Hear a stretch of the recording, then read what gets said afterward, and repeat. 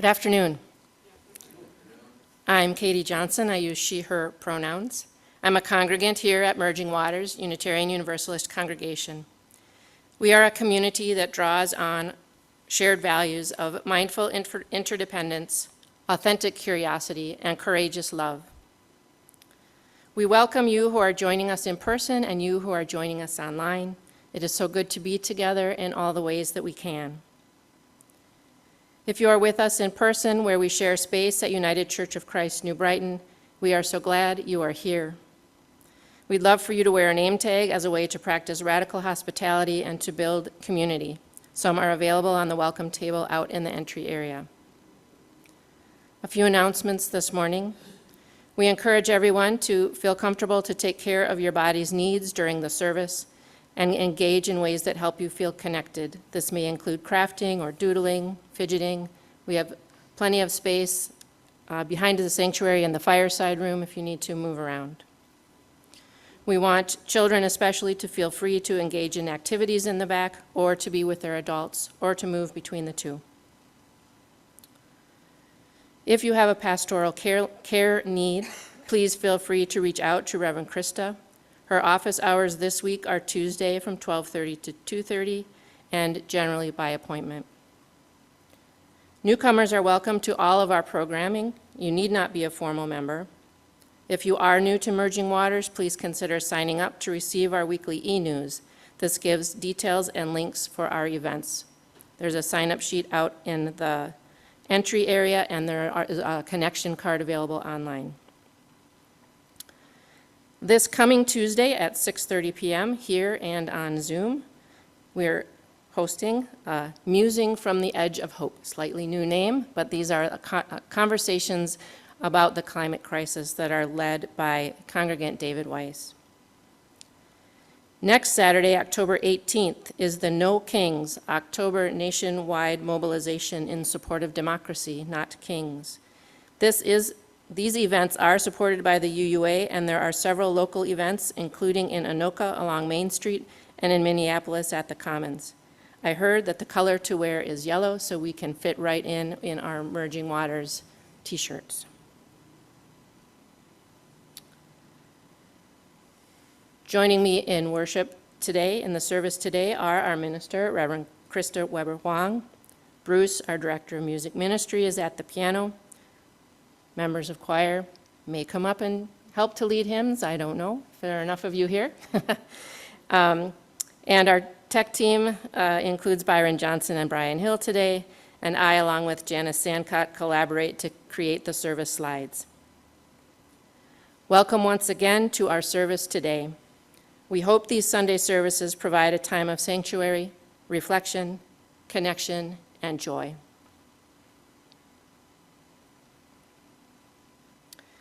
We'll light our chalice now in person and encourage those of you online to light one at home. Our chalice lighting today is written by Reverend Michelle Collins, called The Wisdom to Know. We light this chalice as we learn to hold both tenderness and strength. May this flame illuminate the wisdom to know when compassion calls us to offer comfort and when it demands courageous action.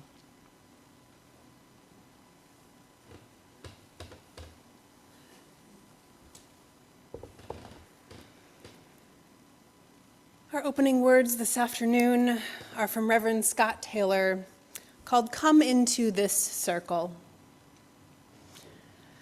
Come into this circle of compassion and care. Bring your worries and wounds, your longings and hopes. With word and song, we rekindle the connection that mends what has been torn. With stillness and the space to pause, we restore our strength for the work that must be done. The work of love, the work of peace, the work of repair, the work of remembering we are not alone. Let us begin. I invite you to join in singing this afternoon, we'll get it.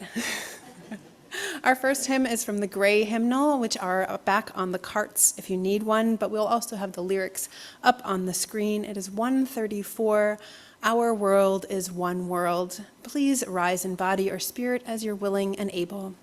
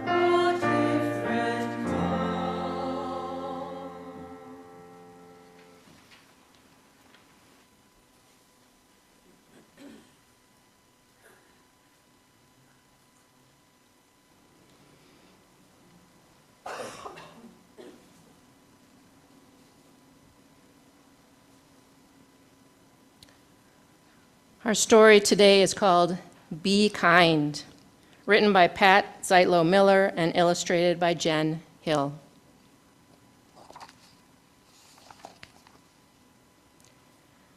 Tanisha spilled grape juice yesterday,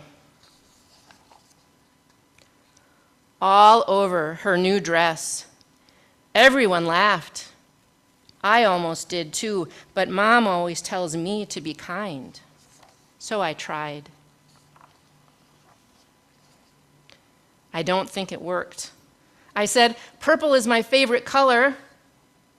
I thought Tanisha would smile, but she ran into the hall instead.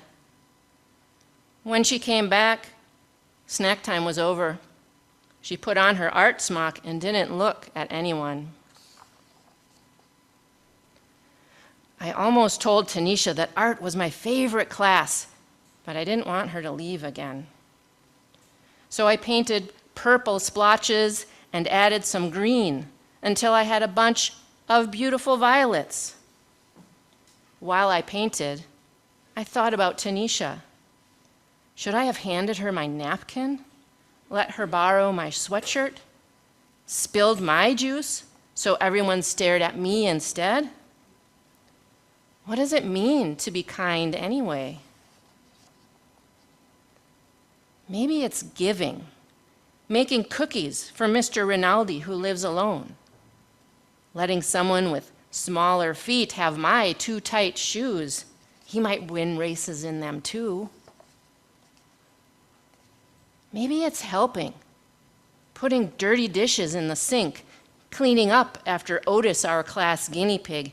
He's a messy eater. Maybe it's paying attention, telling Desmond I like his blue boots, asking the new girl to be my partner, listening to Aunt Franny's stories, even the ones I've heard before. Being kind should be easy, like throwing away a wrapper or recycling a bottle, or saying, "Thank you, bless you." My mom says the quickest way to be kind is to use people's names. "Hey, Kayla. What's new, Omar?" "Good afternoon, Rabbi Mandelbaum." Being kind can be hard, too, even when you know what to do. Teaching someone something I'm good at is tricky, even when I'm patient. And sticking up for someone when others aren't kind is really hard and really scary. Maybe I can't solve Tanisha's grape juice problem. Maybe all I can do is sit by her in art class and paint this picture for her because I know she likes purple too. Maybe I can only do small things, but my small things might join small things that other people do. And together they could grow into something big. Something really big, so big that all our kindnesses spill out of our school and spread throughout town. Travel across the country and go all the way around the world. Right back to Tanisha and me, so we can be kind again and again and again.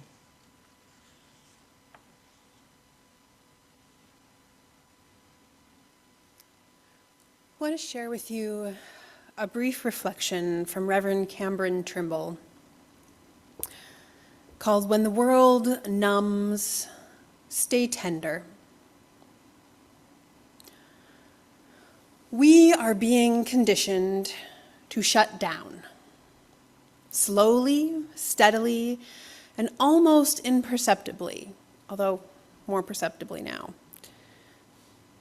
The barrage of cruelty, confusion, spectacle, and spin has a cumulative effect.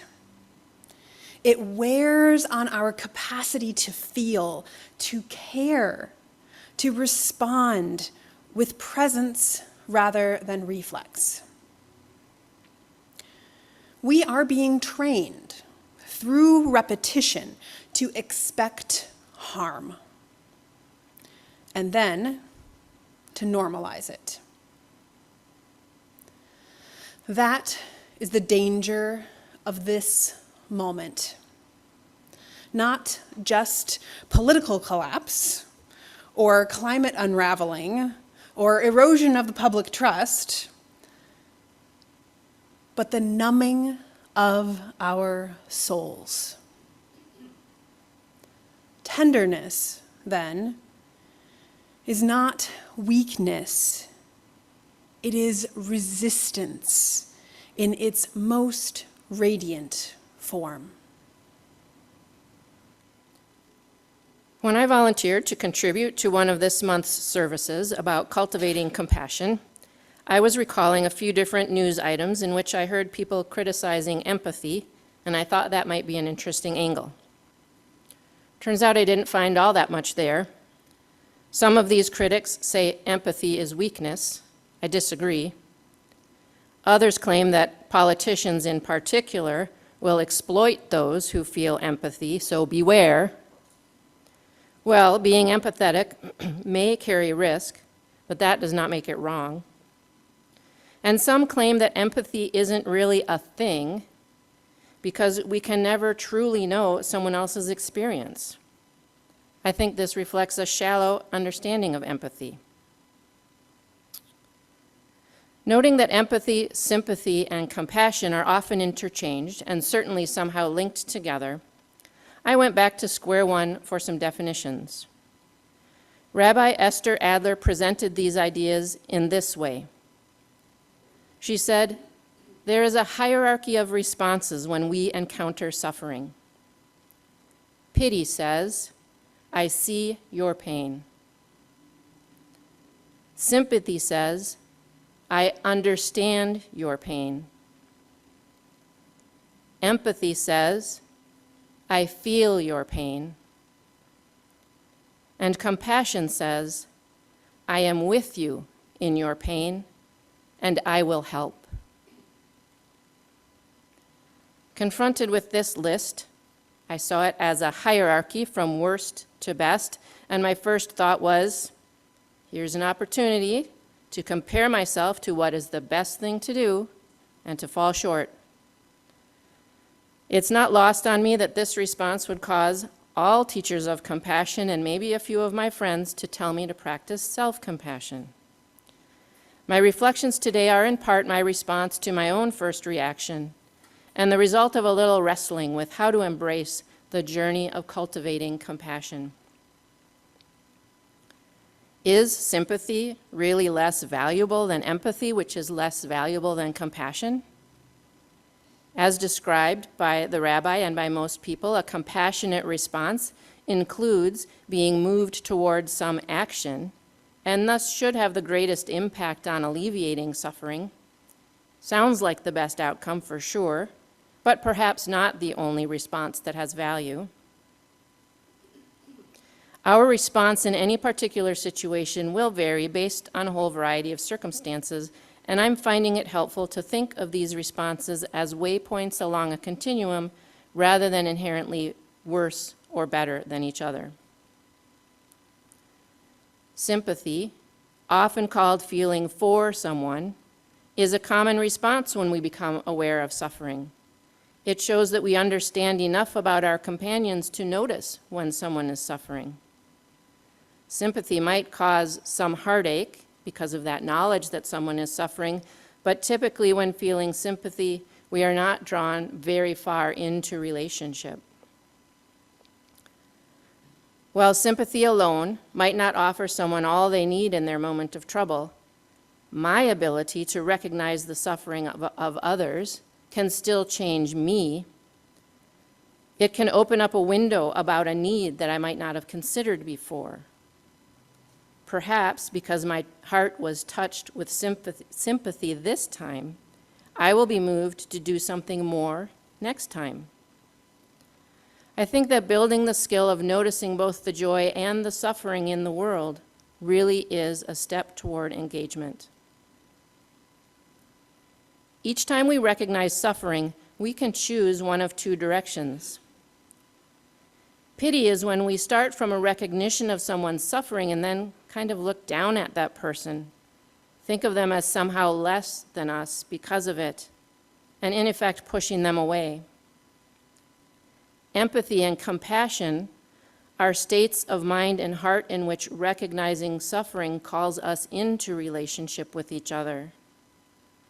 I think empathy and compassion are the direction our UU values lead us. Empathy can be described as feeling with someone. With empathy, we begin to make connections with what someone else is feeling.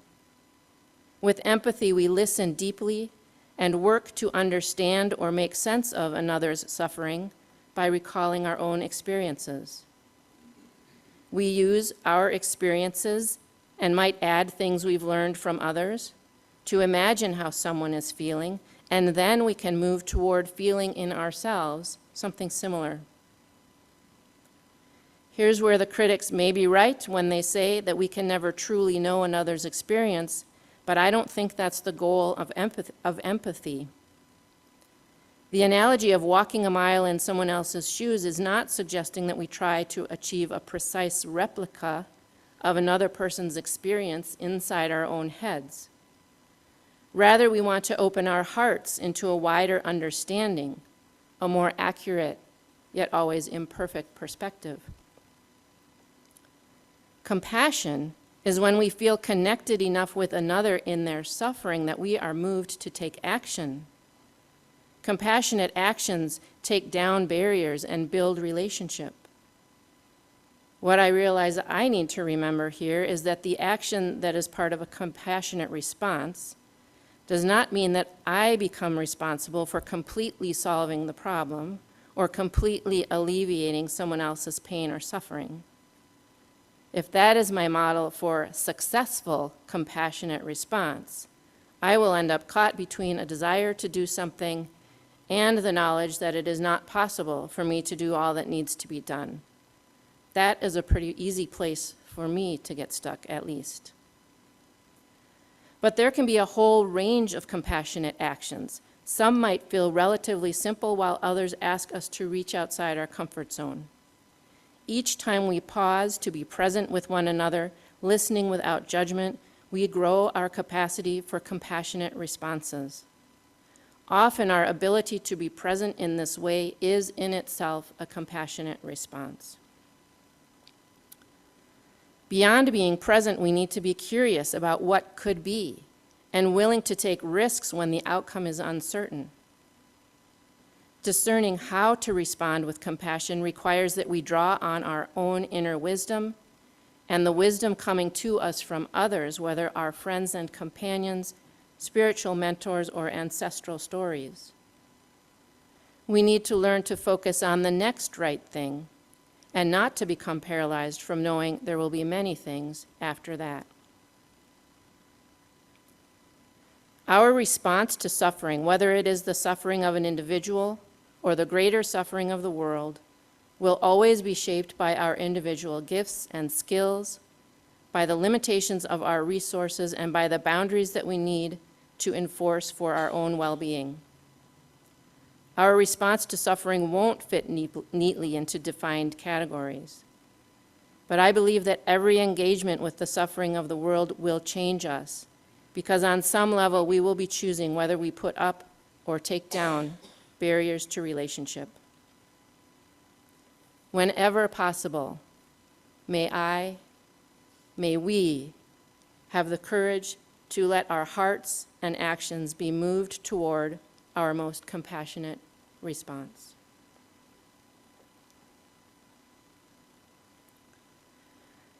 Our hymn, Filled with Loving Kindness, has resonated with me since first hearing it.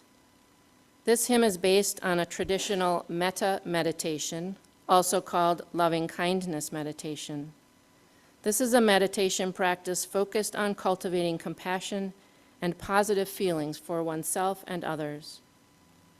In the practice, we acknowledge our need for compassion towards ourselves, then expand to compassion for the needs of another person, and then even farther to compassion for all beings. When I sing or recite this hymn, I can feel that expansion happening within myself. I sense my heart opening toward this greater, wider care and compassion. So please join now in singing this hymn, number 1031, Filled with Loving Kindness. Rise in body or spirit, and may our singing together open our hearts.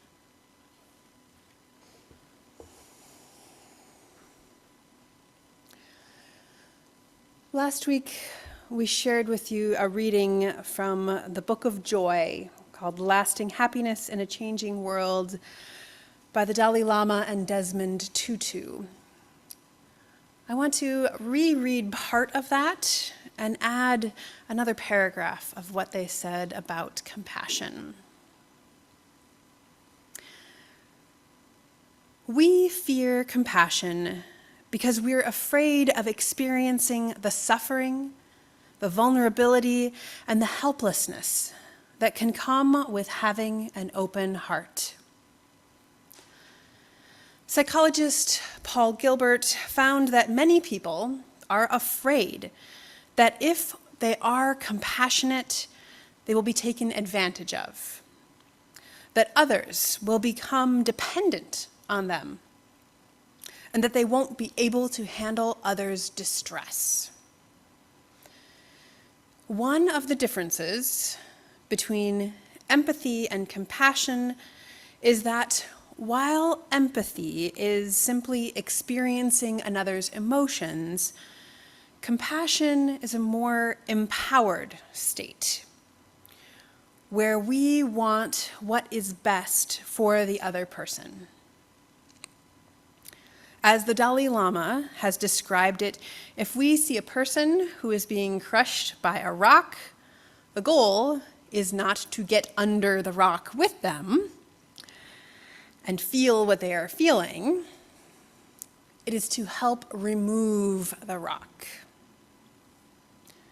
and this is the new part this week, many people are also afraid of receiving compassion from others because they are afraid that others will want something in return, or that they will at least feel indebted. Finally, many people are even afraid of being self-compassionate because they are afraid they will become weak, that they will not work as hard, or that they will be overcome by sadness and grief. Gilbert says, compassion can flow naturally when we understand and work to remove our fears, our blocks, and our resistances to it. Compassion is one of the most difficult and courageous of all our motivations, but it is also the most healing and elevating.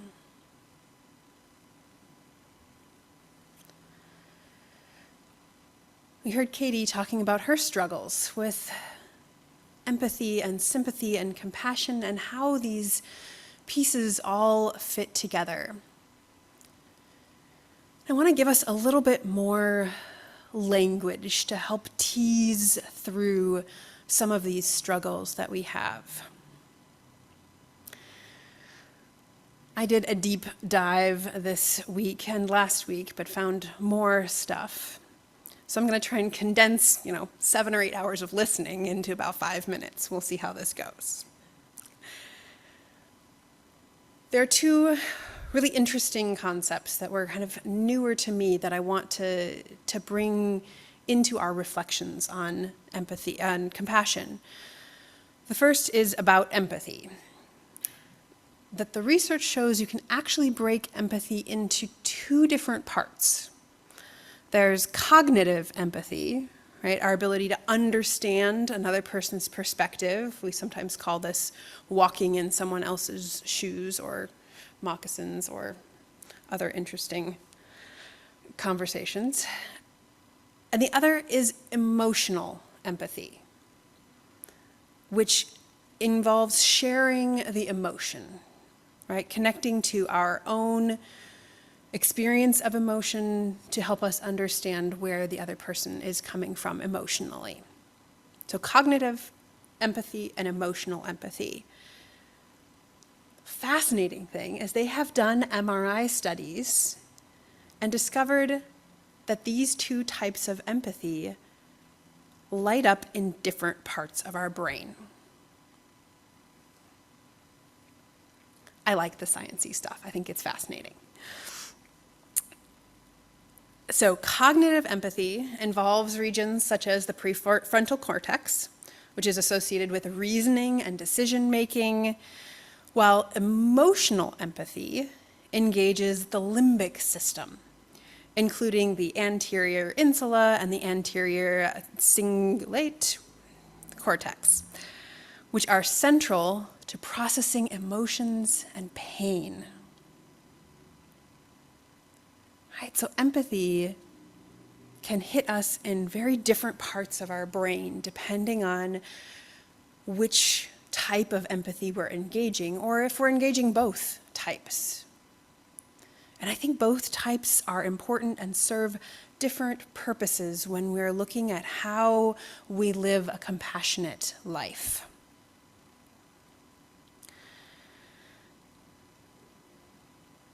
When we are seeking to be compassionate with people in the moment, right? Last week I talked about my own struggles with mental health and the need for compassion of being present with each other. Most often we want to tap into the emotional empathy. Right? So we can sit with that person where they are and what they're experiencing emotionally. But it can be challenging, right, to feel like we might get lost in someone else's emotions if we open ourselves up too much to compassion, or we might get lost in our own emotional experience, as the Dalai Lama was talking about. And that fear stops us from going into that compassion and empathy place, from taking the action of being with one another.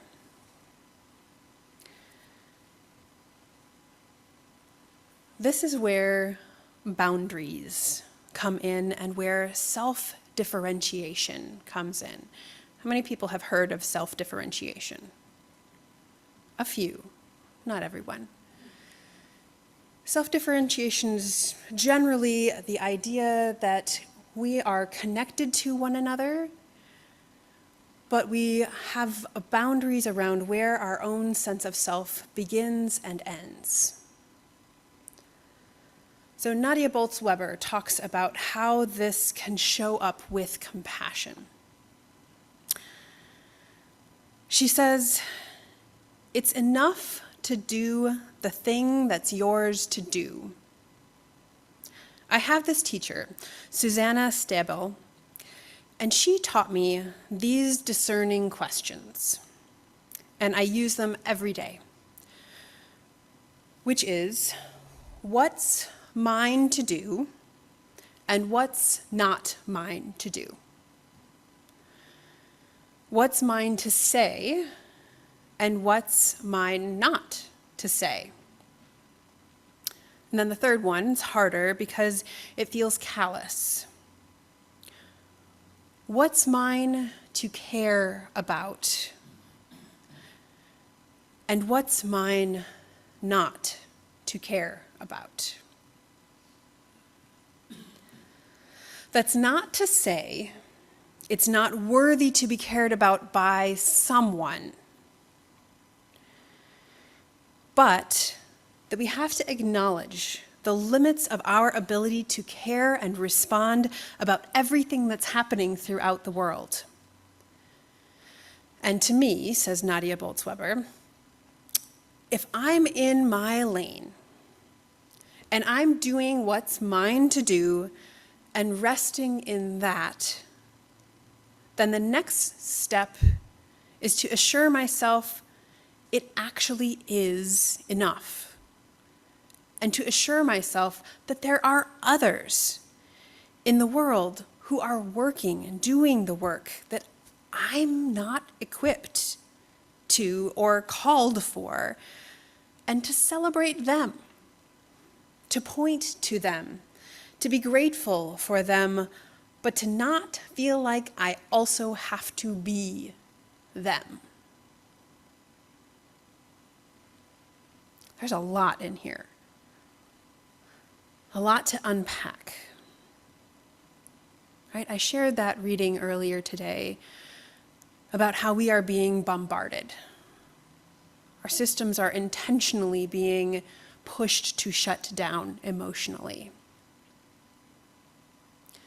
Self-differentiation and boundaries help us to avoid the overwhelm of what's going on in the world. Right? Our nervous systems, our minds, our brains, were not built for the digital age and have not caught up with the constant stream of information that is being blasted at us. I am not saying we should not be aware of what's going on in the world. But to be able to be compassionate in a way that's sustainable, we have to figure out which things are ours to be compassionate about. I'll give you a small example of my own struggling and discerning around this. Some of you may have seen recently, we posted on Facebook where I attended a rally and did witness for a public witness event where we were calling for food security and for health security around the government shutdown. This was before it happened. And I went and I spent the time and I invested my energy and I crashed for a couple days afterwards because that takes a lot out of me.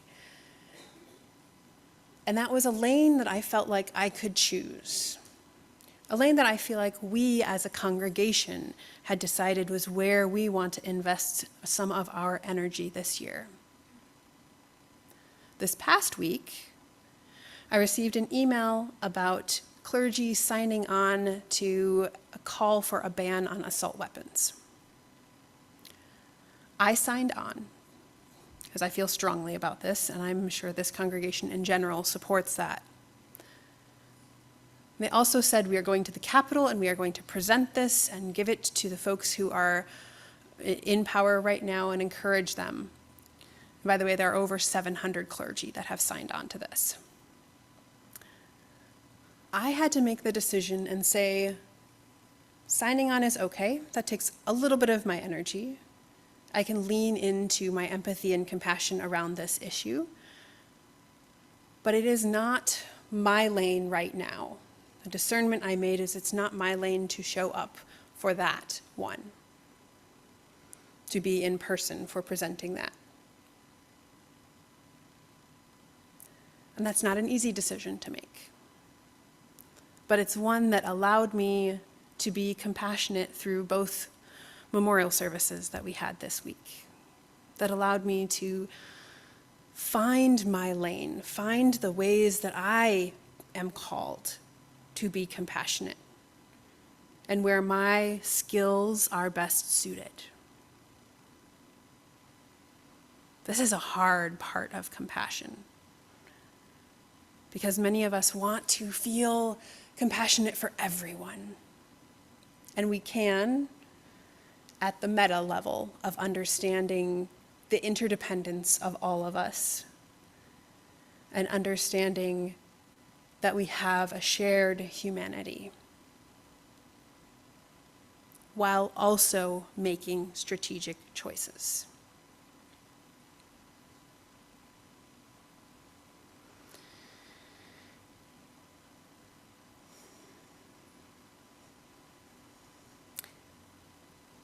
Boundaries come up over and over again in Brené Brown's most recent book, Atlas of the Heart, Mapping Meaningful Connection and the Language of Human Experience.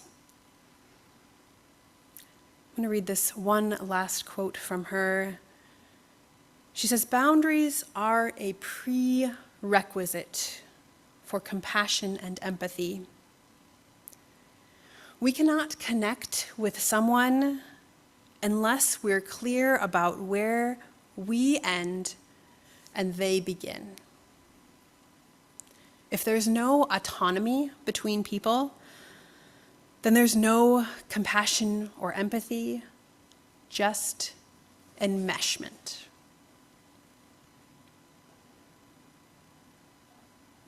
And enmeshment is what the Dalai Lama was talking about, where our fears come from, that we won't be able to hold on to our own sense of self.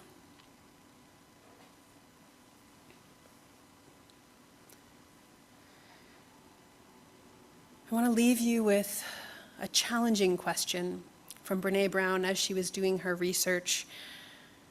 She asked a lot of people, do you believe people are always doing their best?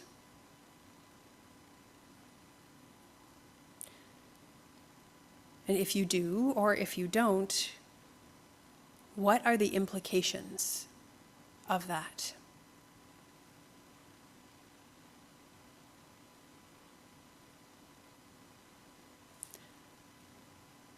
What does it feel like to ask that about yourself? Do you believe you are always doing your best? And if we apply compassion to that question with healthy boundaries, it gives us a whole new way to lean into the the world without getting lost.